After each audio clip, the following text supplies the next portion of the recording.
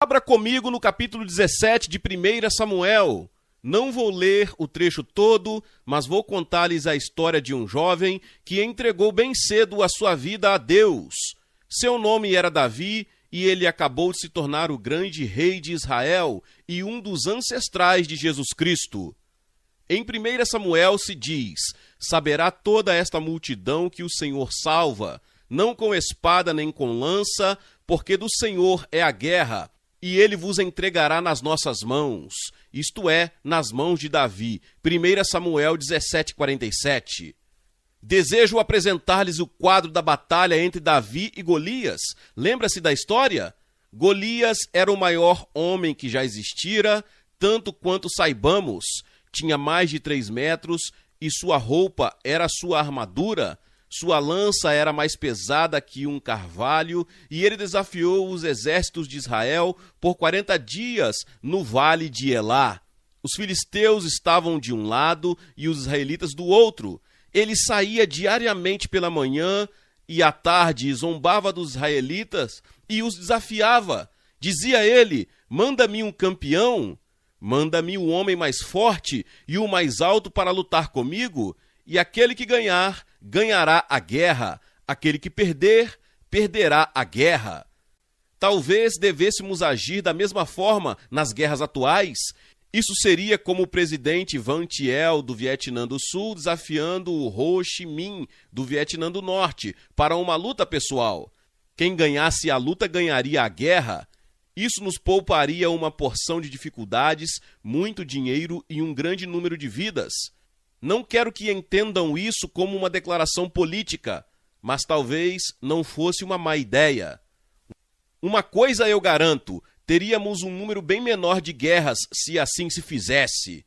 Golias aparecia diariamente pela manhã e à tarde dizia: desafio hoje os exércitos de Israel. Deem-me um homem, venham seus covardes. Vejam se não são capazes de encontrar um homem que saia daí e venha lutar comigo. Isso aconteceu por 40 dias e noites e eles estavam apavorados.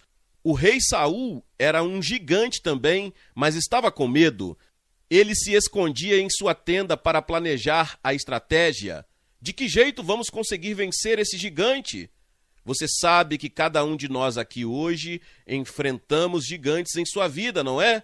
O mundo enfrenta os gigantes da pobreza, das tensões raciais, da inflação, da guerra, da explosão demográfica. Todos esses são gigantes que enfrentamos em nosso mundo.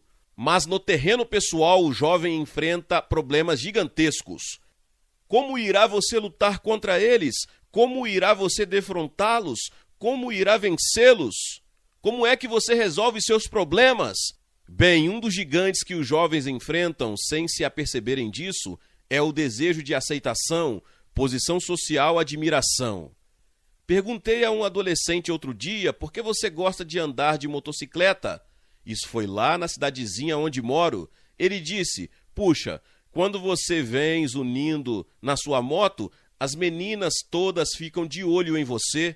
E é por isso que muitos jovens hoje em dia fazem assim com as suas vidas. Podemos interpretar isso de diferentes maneiras, mas é o desejo de ser aceito, de ser reconhecido, a busca de posição. Em segundo lugar, há um outro gigante do qual você talvez não tenha consciência, um grande gigante que você enfrenta na vida, e esse é um anseio de segurança. Os jovens podem se rebelar, e a maior parte deles atravessa um período na vida e na última fase da adolescência, quando são um pouco rebeldes. Seus pais poderão ter ou não consciência disso, mas há um período quando você começa a se desligar um pouco de seu pai e de sua mãe, de modo que surge uma rebelião natural. Às vezes se torna rebelião violenta. Se os pais souberem tratá-la devidamente, e se os jovens compreenderem o que está acontecendo no terreno fisiológico, psicológico, espiritual, filosófico, então a transação se fará de modo suave. A maioria dos pais não examina devidamente o problema, nem toma tempo para compreendê-lo, e então se verifica uma rebelião radical e violenta. Mas vocês sabem que a maioria dos jovens deseja estar sob autoridade? Vou a algumas universidades e a alguns colégios em que não há regulamento. Tudo é permitido e a gente encontra ali as pessoas mais felizes e de aspecto mais deprimido. Tenho ido às outras universidades e colégios nos quais o quadro já é bastante diferente. Ou tomemos algumas das academias militares como West Point ou Anápolis. Ben Fairchild está aqui na plataforma. Ele era chefe dos capelões do Vietnã quando lá estive e organizou o meu itinerário quando eu estava pregando às tropas há 2 anos. Ele lhes dirá: eles têm 1000 regras nessas academias que, a meu ver, nada significam. Perguntei-lhes: por que vocês têm tantos regulamentos sobre tudo? Eles responderam: estamos ensinando disciplina. Aqueles jovens procedentes dos nossos melhores lares estão felizes porque têm sob si autoridade e têm disciplina, pois a verdade é que fomos feitos para elas.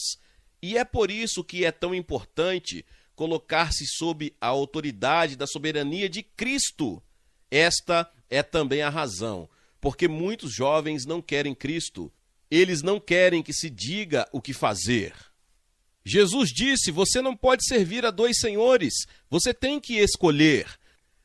Ou escolhe servir a si mesmo e seguir seu próprio caminho, ou servi-lo, isto é, a Cristo.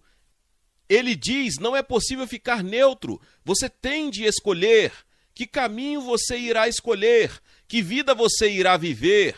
Você vai viver uma vida centralizada em si mesmo, ou vai viver sob a soberania e a autoridade de Jesus Cristo?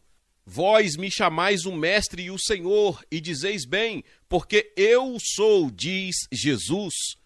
Há ainda outro gigante que os jovens enfrentam, do qual talvez não estejam cônscios também. Esse é o gigante do desejo de ser amado. Freud disse que este é o maior instinto que temos, esse anseio de ser amado. Um juiz de menores disse há algum tempo: nunca compareceu à minha presença uma jovem transviada que fosse amada por seu pai. Uma jovem de 16 anos que acabara de ter um filho ilegítimo declarou a um jornal há dias que as jovens adolescentes têm relações pré-nupciais porque não recebem bastante afeto no lar e julgam que o estão obtendo por essa forma. A Bíblia ensina que Deus ama você. Deus o ama de tal maneira que deu seu Filho para morrer na cruz por você. E com cada gota de sangue que Jesus derramou, Ele está dizendo: eu o amo, eu o amo, eu o amo a ponto de morrer por você. Não importa quão mal seja você, não importa quais são os seus pecados, eu o amo, diz Cristo. Essa ânsia de ser amado, esse desejo de ser reconhecido, esse desejo de posição, tudo isso pode encontrar satisfação em Jesus Cristo. Entregue sua vida a Cristo, Ele lhe dará posição. Você se torna coerdeiro com Cristo, você se torna membro da família celestial. Ele satisfará aquele anseio de ser amado porque Ele o ama mais do que qualquer amigo pode amar, ou ainda mais que sua mãe. Existe ainda outro gigante que a juventude enfrenta hoje em dia? É o problema do sexo. Como tratar o sexo? Um dos nossos mais conhecidos cantores populares é Sebastian Temple, que é, diga-se de passagem, um cristão maravilhoso, e ele disse há algum tempo: o amor é dar, a paixão só quer receber. O amor é um encontro de coração, a paixão separa. A Bíblia tem muito a dizer sobre o sexo. Não é um livro que faz segredo do assunto. O sexo não é pecaminoso. A paixão, sim, é pecaminosa. O homem tomou uma boa coisa e santa e a corrompeu. O grande dom de Deus foi pervertido. Porque Deus diz: não praticarás imoralidade fora do casamento. Primeiro, para proteger seu casamento. Segundo, para proteger seu corpo.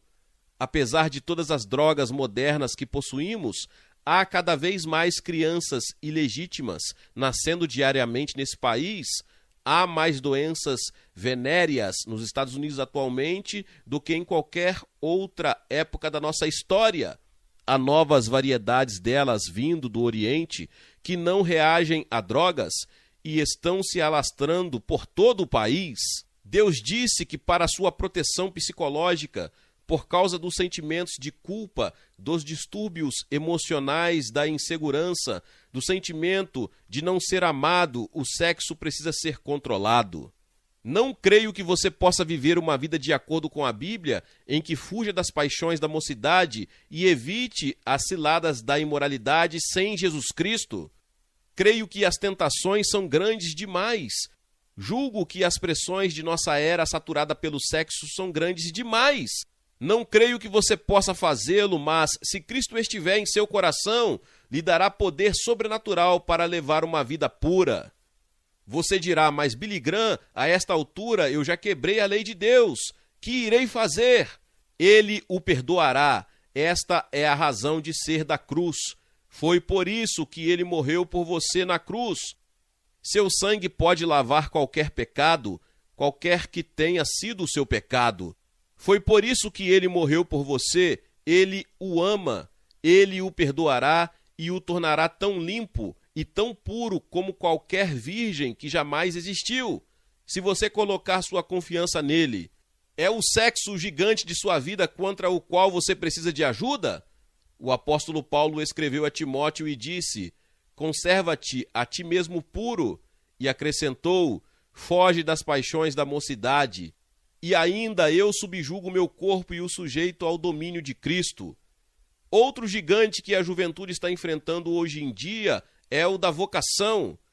Que vou fazer da minha vida? Quantos jovens não desperdiçam tanto da sua vida procurando decidir? Há 1000 desafios hoje, 1000 coisas que você pode fazer para Deus. Quantos jovens não vêm me dizer, estou enfastiado? Um jovem crente jamais deveria estar enfastiado. Ele tem a Bíblia para estudar, há pessoas para ganhar, há trabalho para fazer, há pobres para alimentar, e lá nos campos missionários do mundo estão trincheiras da fé cristã onde precisam de você. Não creio que haja uma pessoa aqui que não esteja qualificada para servir a Deus de algum modo, mesmo num leito de hospital. Você pode ser surdo ou mudo ou cego, Deus pode usá-lo se você se oferecer a Ele. Muitos de vocês precisam preparar-se primeiro. Deus somente usa pessoas preparadas. Alguns de vocês precisam ir para um instituto bíblico ou a alguma outra instituição de treinamento, preparar-se para servi-lo. Existe ainda o problema da tentação. Que vou fazer com a tentação?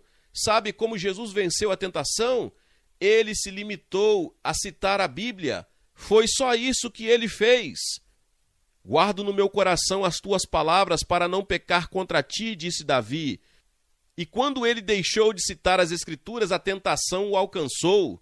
Ao ser tentado, Jesus não discutiu com o diabo, limitou-se a citar a Bíblia.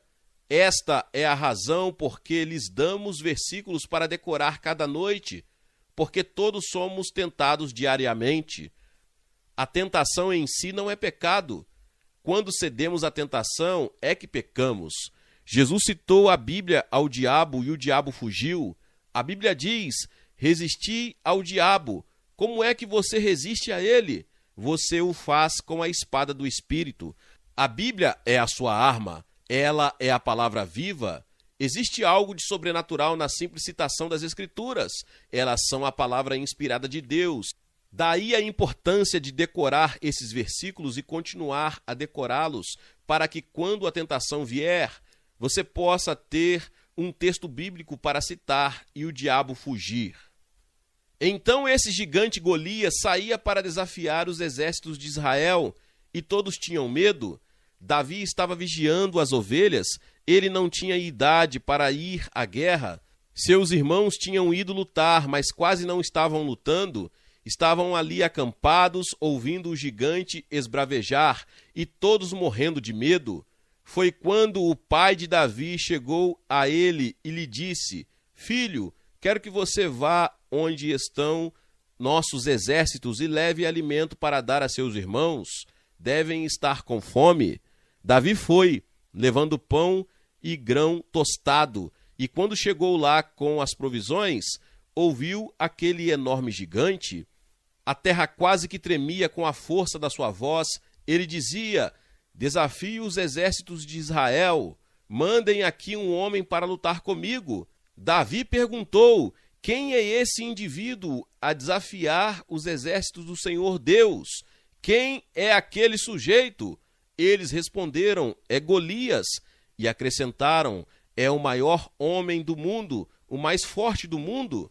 Davi indagou: por que não sai alguém para lutar com ele?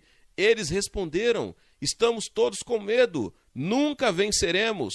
Ele nos mataria a todos. Davi olhou para o gigante e disse: eu vou combatê-lo. Seus irmãos riram dele e zombaram, e escarneceram, e os soldados todos riam. Olhem só, um garoto como você lutar com um gigante daquele? Você está doido? Não faça papel de bobo, procurando exibir-se. Davi pediu: levem-me ao rei Saul. Eu me ofereço para lutar com o gigante. Levaram-no então ao rei Saul, e o rei Saul disse: nada disso, você é um menino. Não posso mandá-lo combater Golias, pois os nossos maiores guerreiros têm medo dele. Ele vai cortar sua cabeça com aquela enorme espada. Davi disse: majestade, quando eu estava certa feita vigiando meu rebanho, apareceu um urso, matei-o. Com as minhas mãos desarmadas, Deus me ajudou a matá-lo. Um leão veio para apanhar uma ovelha de outra feita, e Deus me ajudou a vencer o leão com as mãos vazias.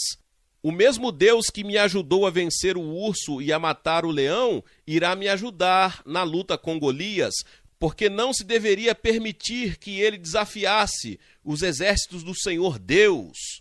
Saul disse: está bem, se você está mesmo disposto a ir, vá. Mas você não tem nenhuma armadura, você não tem espada, você não tem nenhuma arma. Tome as minhas. Saul vestiu com sua armadura, mas Davi era um homem de fé viva. Devia ter tido muita fé quando enfrentou o urso.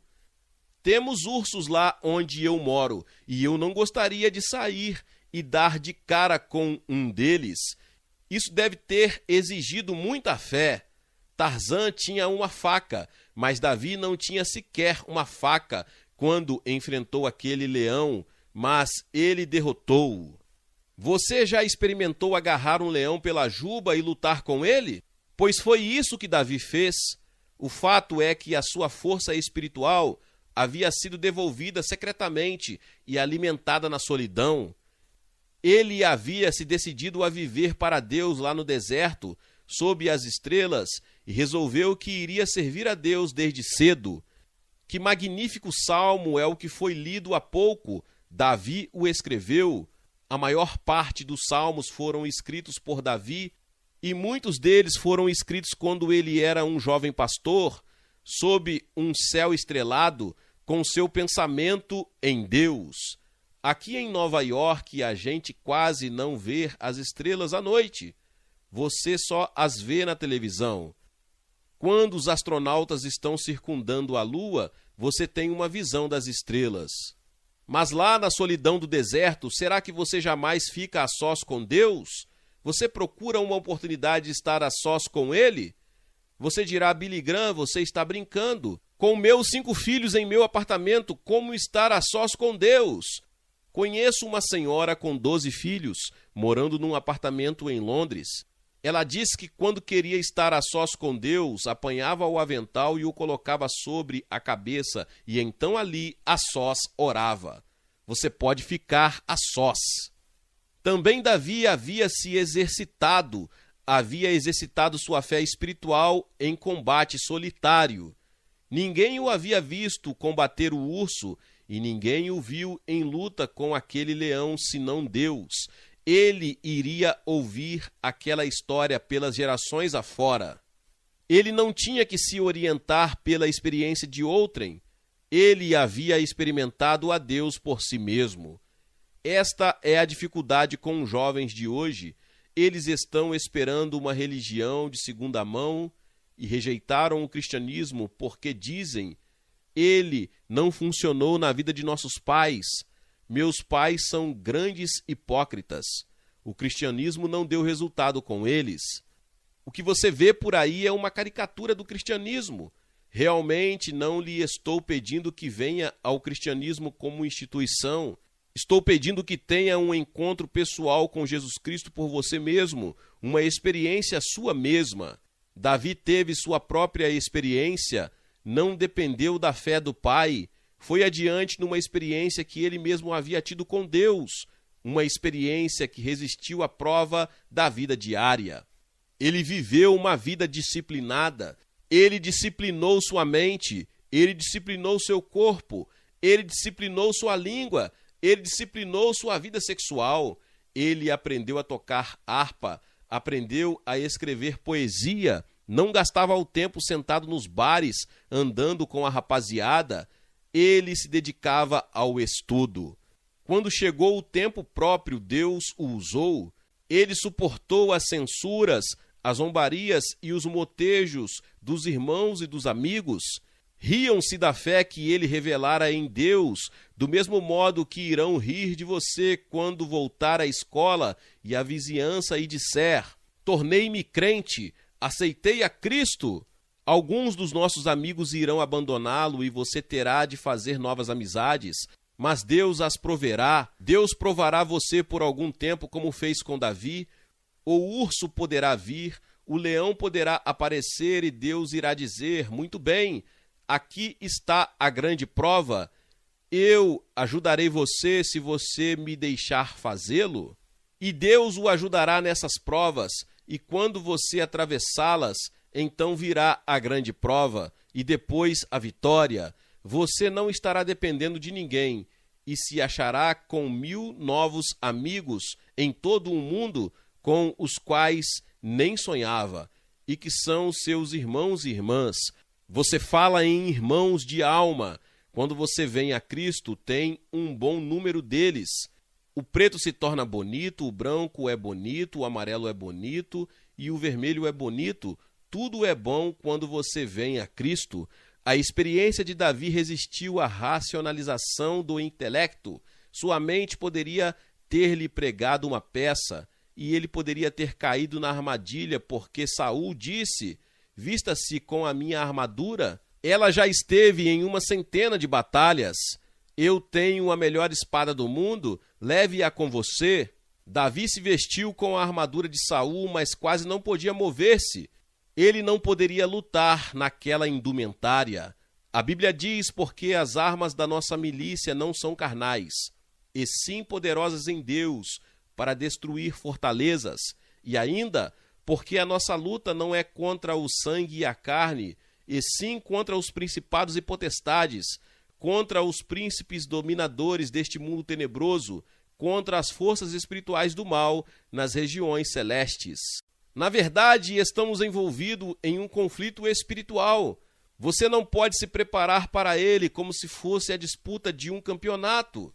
Você se treina de modo diferente. Armas de espírito, oração, estudo da Bíblia, uma vida disciplinada para Deus. É assim que você se treina para as grandes batalhas espirituais da vida.